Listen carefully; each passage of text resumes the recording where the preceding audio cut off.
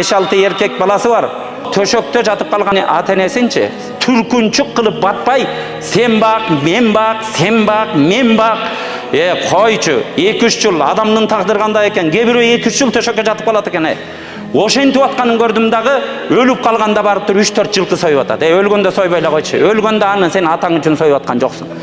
Досторуңан уялып, жанагынтип жип деп жүргөн досторуң ой сой албай калды экен деп ошон үчүн эле союп атасың. Бир тууган, мунун результатын чыгарып алалычы. Тирүү кезинде сыйлайлычы аталарыбызды. Урматтуу балдар, келгиле ата-энеңер сыйлагылачы. Тирүү кезинде курортторго жөнөткүлөчү. Тирүү кезинде барып, ооруканаларда эмнеси кетти текшертип тургулачы акчаңарды аябай. Тирүү кезинде умра хачка жөнөткүлөчү.